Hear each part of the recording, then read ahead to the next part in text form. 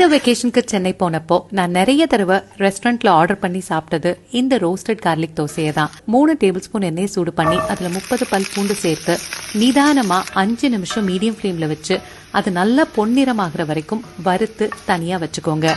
பூண்டு வெளிப்பக்கம் நல்ல பொன்முருகலாவும் உள்ள இந்த மாதிரி நல்ல பஞ்சு மாதிரியும் வெந்து வந்திருக்கணும். மீதம் இருக்க எண்ணெயில 3 வரமிளகாயை சேர்த்து பொன்முருகலா வறுத்தெடுத்து தனியா ஆற வச்சிடுங்க. இப்போ அதே எண்ணெயில 15 சின்ன வெங்காயம், ஒரு பெரிய வெங்காயத்தை நறுக்கி சேர்த்து வெங்காயம் நல்ல பொன்னிறமானதும் இதை தனியா எடுத்து ஆற வச்சிடுங்க. இப்போ நாம ஆற வச்ச பூண்டை எடுத்து இந்த மாதிரி நல்லா மசிச்சுக்கோங்க. பூண்டை நாம அரைக்க போறதில்ல, இந்த மாதிரி நல்லா மசிச்சு வச்சுக்க போறோம். மசிச்ச பூண்டு இந்த மாதிரி இருக்கணும். இப்போ ஒரு மிக்சி ஜார்ல வெங்காயத்தையும் வரமிளகாயையும் சேர்த்து தண்ணி சேர்க்காம இந்த மாதிரி கொரப்பா அரைச்சு எடுத்து வச்சுக்கோங்க. மசிச்சு வச்ச பூண்டோட அரைச்ச விழுத சேர்த்து 1/2 டீஸ்பூன் உப்பு சேர்த்து நல்லா கலந்து வச்சுக்கோங்க. சூடான தோசை கல்லுல நல்ல முருகலான ஒரு தோசையை ஊத்தி பூண்டு மசாலாவை நடுவுல சேர்த்து கொஞ்சமா எண்ணெய் ஊத்திக்கோங்க.